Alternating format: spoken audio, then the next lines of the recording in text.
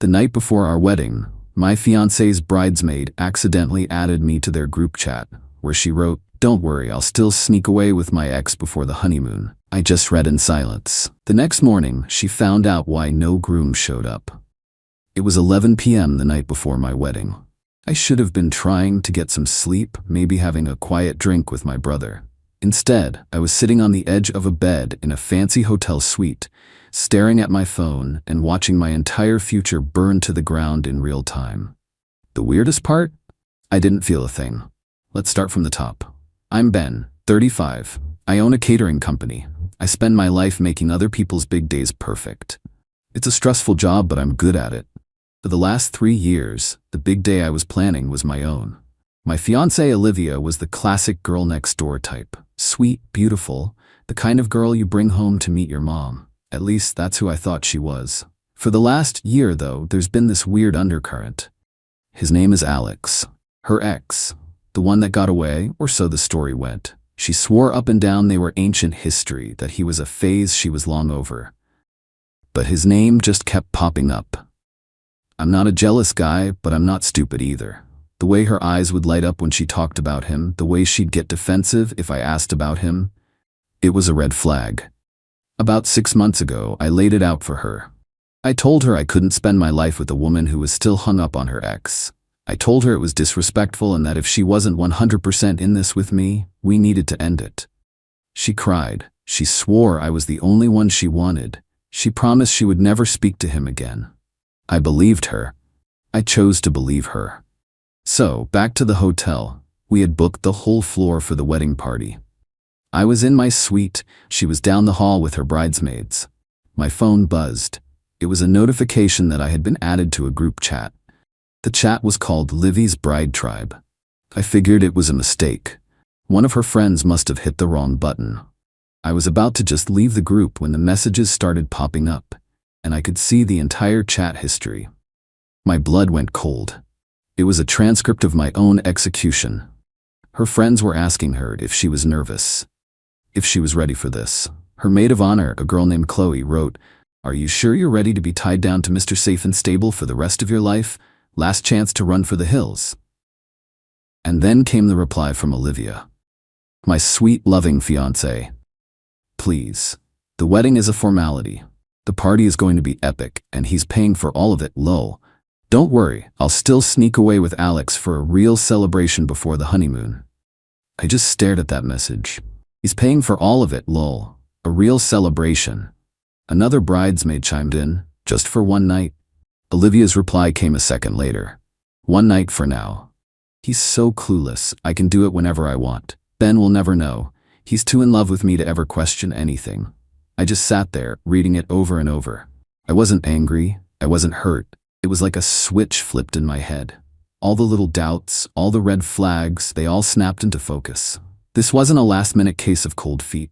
This was a calculated, long-term plan. I wasn't her partner. I was her bank, her provider. The boring, stable idiot who was funding her life while she planned secret nights with her ex. I didn't leave the group chat. I didn't type a single word. I just put my phone on silent, took a screenshot of the entire conversation, and started making a new plan. My wedding was still happening tomorrow. She was going to get the show of a lifetime, but she wasn't going to be the star. She was going to be the punchline. Update 1. The next morning, I woke up with a strange sense of calm. I knew exactly what I had to do. My brother, who was my best man, came into my suite around 8 a.m. He could tell something was off. "You okay, man?" he asked. "You look weirdly calm."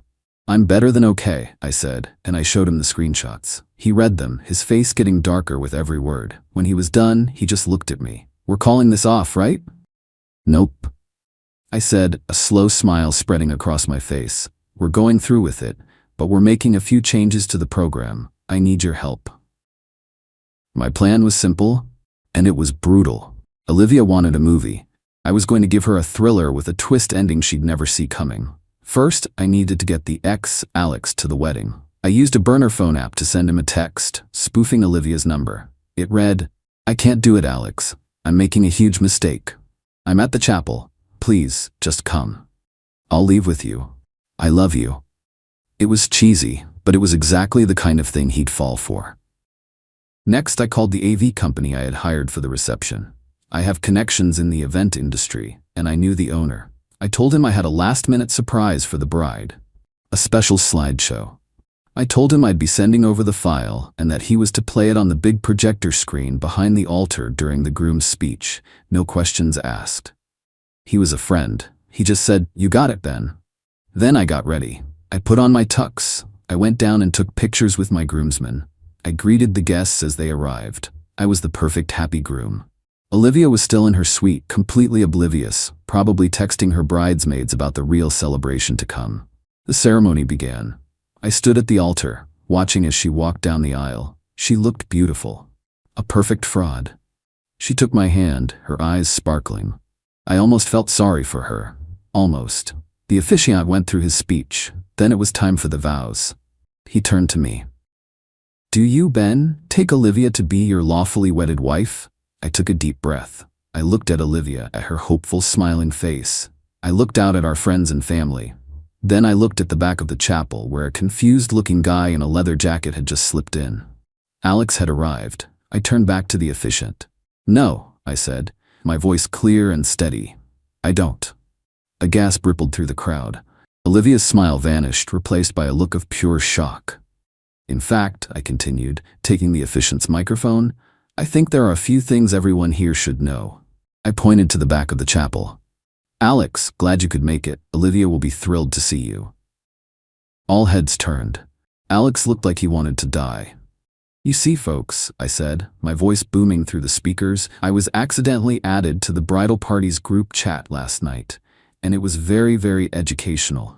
I learned that my fiancée, the woman standing before you, was planning on having a real celebration with her ex-boyfriend, Alex, before our honeymoon.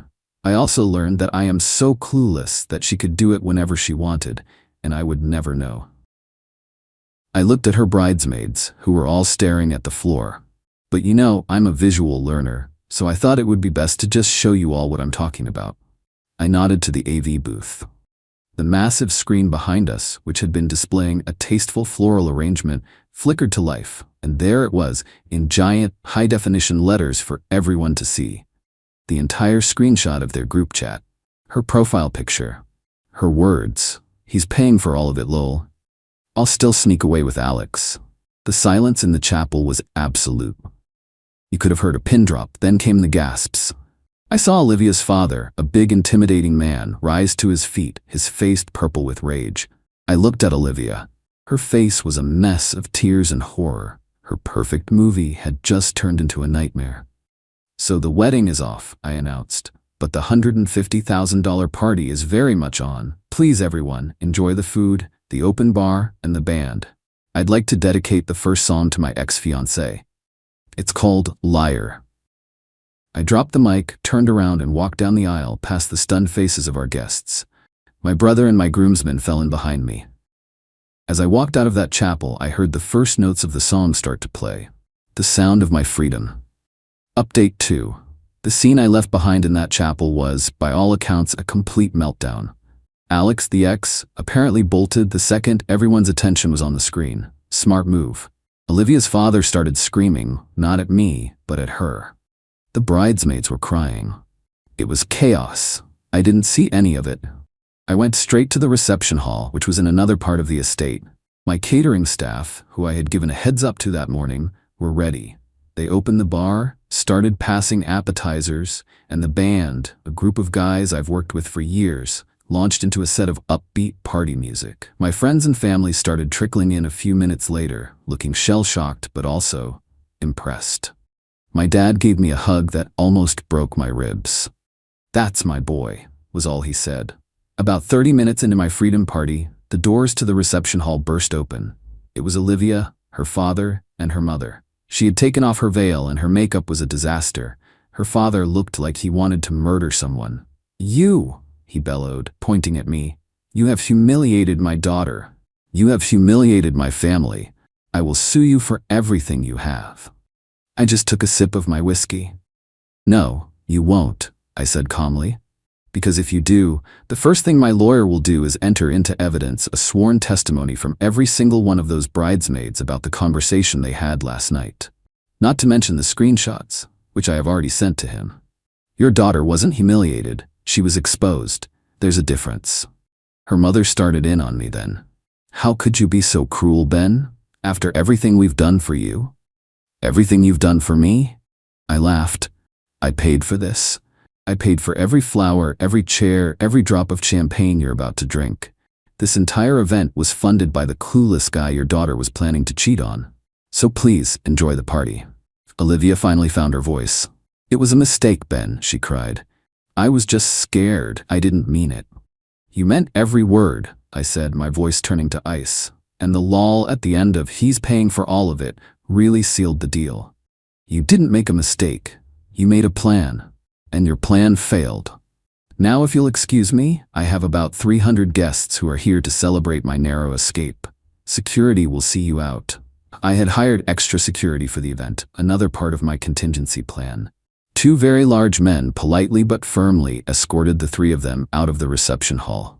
The party raged on. It was the best and most expensive breakup party in history. We ate the fancy food, we drank the top-shelf liquor, and we danced until 2 in the morning. The next day, the real cleanup began. I had my lawyer send a formal letter to Olivia and her family. It included a detailed invoice for her half of all the non-refundable costs associated with the wedding, which came to just over $75,000. It also informed her that I had canceled our 5-star, 3-week honeymoon to Bali, and that she was responsible for half of the substantial cancellation fee. The letter ended by stating that if she refused to pay, I would pursue the matter in civil court, where the evidence of her fraudulent intent to enter into the marriage would be made public. Her father paid the bill a week later. There was no note. Final update: it's been 6 months. The dust from the explosion has finally settled. The story of our wedding became the stuff of legend in our town. Everyone has a version of it, but the screenshots of that group chat, which inevitably leaked, meant the truth was never in doubt. Olivia's life, from what I hear, is a mess. Her reputation is in the toilet. Her family, deeply embarrassed, has apparently put her on a very short leash. She had to get a real job. The life of leisure that she thought she had secured with me is gone. Her friends, the bridesmaids who so eagerly participated in her deceit, also faced their own fallout. Chloe, the maid of honor, was actually dumped by her own fiancé after he heard what had happened. Apparently, he decided he didn't want to marry a woman whose idea of friendship was to encourage betrayal. I saw Olivia once. It was a few weeks ago at a coffee shop. She was alone, just staring into her cup. She looked small. The bright, confident, life-of-the-party persona was gone. She looked up and saw me.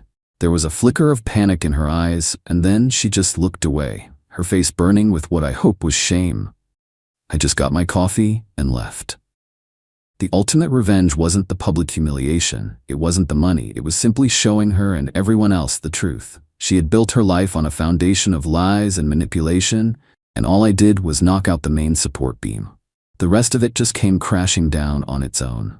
I'm dating again. Someone real. Someone who laughs with me, not at me. Someone who understands that a relationship is a partnership, not a heist. Olivia wanted a movie. She wanted to be the romantic heroine, torn between 2 loves, but she misread the script. She wasn't the heroine. She was the villain. And in my movie, the villain doesn't get a happy ending. She just gets what she deserves. When I found flirty DMs with her ex, she scoffed. "You should be grateful I even let you into my life." I stayed quiet. A week later, screenshots of those DMs were playing on a TV at her cousin's engagement party. You ever have one of those moments where the world just goes quiet? Not the peaceful kind of quiet, the other kind. The one you get in the split second after a car crash, before the screaming starts. That was me last Tuesday, standing in the kitchen of the apartment I shared with my fiancée Anna, staring at her open laptop. She had asked me to check her email for a flight confirmation for a trip we were supposed to be taking. I'm not a snooper. I'm not the kind of guy who goes looking for trouble, but her Instagram DMs were right there on the screen, left open from a conversation she'd been having just minutes before. And the name at the top of the chat made my blood run cold. Mark. Her ex? I know I should have closed it. I know I should have walked away. I didn't. I read it. And in the space of about 30 seconds, the entire 3-year foundation of my relationship turned to dust. It wasn't just a friendly chat. It was a detailed, ongoing emotional affair, complete with pictures I wish I could unsee and plans for a future that did not include me. Are you sure you want to go through with this wedding? You could just leave him. Don't be silly. The wedding is half the fun. My parents are paying for everything. Think of the gifts. It's an investment. And what about me? Where do I fit in? You'll fit in wherever I want you to. He's gone half the time for work anyway. He'll never even know. Besides, he's lucky to have me. He knows he'd never be able to get a woman like me on his own. I kept scrolling. It went on for months. They were mocking me, my job, my friends. They were planning meetups. She had sent him a picture of the watch I had bought her for our anniversary with the caption, "Look at what my pathetic little provider bought me. You can wear it when we see each other next week." The world didn't just go quiet. It went silent. I felt nothing. No rage, no sadness, just a profound, chilling emptiness. I took out my phone and with a steady hand, I took pictures of the entire conversation, every single message, every single photo. I closed the laptop and went back to the living room.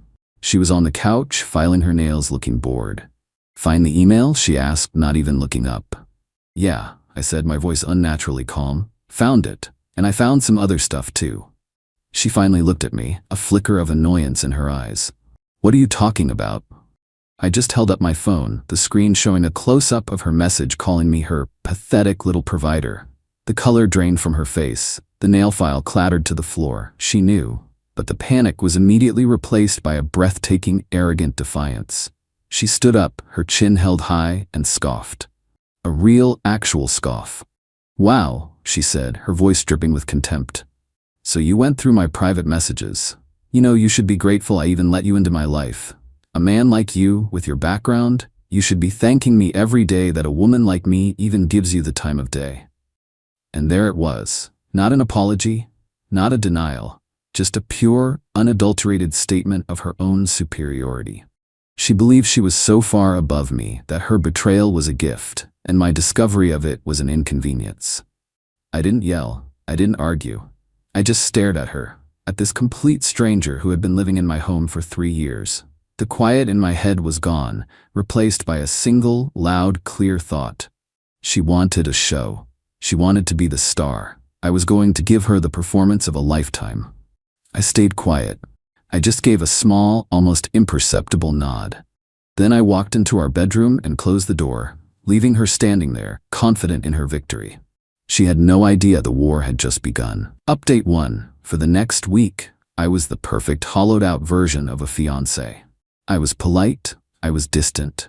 I slept on the couch, telling her I needed space to process my jealousy. She loved it. She saw my withdrawal not as a sign of my departure, but as a sign of her power.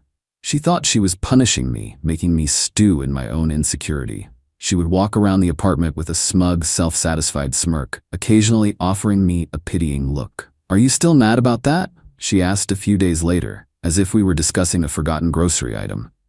"You need to get over it, babe. It was just talk." "You're right," I said, my voice flat. "I'm working on it." She had no idea what I was really working on. My nights after she went to bed were a flurry of quiet, methodical preparation. My target was not just her. My target was the entire ecosystem of entitlement that had created her. And the perfect stage for my performance was already on the calendar, her cousin Sophie's engagement party.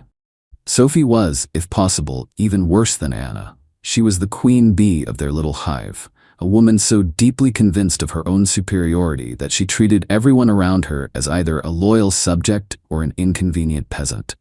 She and Anna were two sides of the same narcissistic coin, and their favorite pastime was sitting in judgment of others. I had been the butt of their jokes for years. My job as a firefighter was so blue-collar, my family was so normal it was weird, my hobbies were so basic.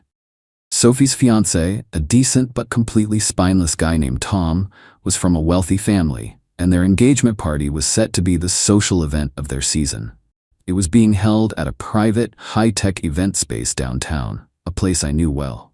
My old college roommate, a guy named Kevin, owned the company that had designed and installed their entire AV system. I called Kevin. I told him I had a bit of a personal project I was working on, and I needed his help. I asked him about the AV setup at the venue. He told me everything was controlled by a central tablet, but that there was also a hardline connection for a laptop, as a backup for slideshows and presentations. "Why do you ask?" he said. "I'm putting together a little surprise for the happy couple."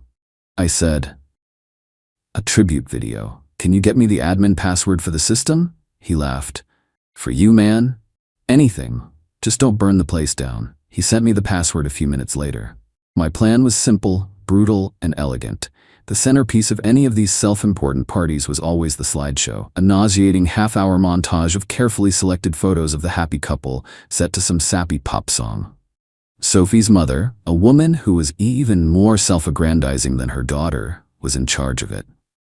I spent the next few nights building my own slideshow. It started innocently enough. The first few minutes were the exact photos I knew they would use. Pictures of Sophie and Tom, of their families, of their recent trip to Italy. I downloaded them all from Sophie's social media.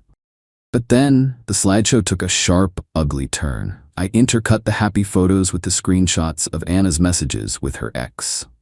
I used a simple, clean font to highlight the most damning lines. A picture of Sophie and Tom smiling on a gondola in Venice, followed by a black screen and the words, "He's pathetic, but he's a good provider." A picture of Anna and Sophie laughing at a family gathering, followed by a screenshot of their conversation, where Sophie had replied to one of Anna's messages about her affair with, "Get it, girl. You deserve to have some fun. He'll never find out." I had found the smoking gun. Sophie wasn't just an enabler, she was a co-conspirator. She had known about the affair the entire time. She had encouraged it. The final part of my slideshow was the grand finale. I took the audio from a video Anna had posted on her Instagram story a few weeks ago, a video where she was drunkenly laughing with Sophie about how boring and predictable I was. I laid that audio over a slow-motion video of me proposing to Anna, a video her own father had taken. The sound of her mocking laughter paired with the image of me on one knee was absolutely devastating. I saved the final video file to a small, discreet USB drive, a drive that was identical to the one I knew Sophie's mother would be using. The night of the party, I played my part. I was the quiet, supportive fiancé, a little distant, but there. Anna was in her element, preening and posing for photos, completely oblivious. I found Sophie's mother, a frazzled ball of nervous energy, fussing over the final details. "Oh, Mark, thank God you're here," she said. "Sophie's father was supposed to handle the slideshow, but he's completely useless. Can you just make sure this gets to the tech guy?" She handed me a USB drive. "Of course, Aunt Carol," I said with my most sincere, helpful smile. "I'll take care of it right now." I went to the back of the venue, to the small tech booth overlooking the main room. I found the technician, a young kid who looked bored out of his mind. I handed him the USB drive from Sophie's mother. "This is the slideshow for tonight," I said. "But there's a problem. Mrs. Harrison said some of the files were corrupted. She gave me this new one just a minute ago. This is the one you need to play." I handed him my own identical USB drive. He just shrugged, made the swap, and went back to playing on his phone. I had just swapped out their highlight reel for a horror film, and the premiere was about to begin. The moment of truth came an hour later. The lights dimmed. A hush fell over the crowd of 200 self-important guests. Sophie's father, a man who loved the sound of his own voice more than anything in the world, took the stage to introduce the very special tribute his wife had put together. Anna and Sophie were sitting at the head table, right in front of the massive wall-sized screen, their faces glowing with smug anticipation. They thought this was their moment of triumph, a public coronation of their own perfection. The video started, just as I had designed it. The first few photos of Sophie and Tom appeared, set to some sappy Ed Sheeran song. The crowd murmured in approval. Anna leaned over and whispered something to Sophie, and they both giggled. And then it happened. The music cut out, the screen went black, and then the first screenshot appeared, a massive high-definition image of Anna's text message. "It's an investment." A confused ripple went through the crowd. I could see Anna and Sophie lean forward, their smiles frozen, trying to process what they were seeing. The slideshow continued. A relentless, brutal rhythm of happy photos followed by ugly truths. A picture of the two of them on the beach, followed by a screenshot of Sophie's message. "Get it, girl. He'll never find out." The murmuring in the room grew louder, turning from confusion to shock. People were pointing at the screen, then at Anna and Sophie, whose faces had gone from pale to a deep, blotchy red. Then came the audio. The sound of Anna's drunken, mocking laughter filled the silent room, overlaid on the heartbreakingly sincere image of me on one knee. "He's so boring, so predictable." That was it. The dam broke. Someone in the back of the room gasped. Sophie's fiancé, Tom, who had been staring at the screen with a look of numb disbelief, slowly stood up. He looked at Sophie, then at the screen, then back at Sophie. He didn't say a word. He just turned and walked out of the room. The chaos that erupted was absolute. Sophie let out a strangled, animalistic scream. Anna was just frozen, her mouth open, her eyes wide with horror. Sophie's mother was frantically screaming at the tech booth to stop the video, but the kid, following my instructions, just let it play to the end. I didn't stick around to watch the rest. I had seen enough. I just quietly slipped out the back exit, got in my car and drove away, the sounds of the implosion fading behind me. My phone started ringing before I was even out of the parking lot. It was Anna, I answered, putting her on speaker. The sound was pure, incoherent rage. "What did you do?" she shrieked, her voice hoarse with tears and fury.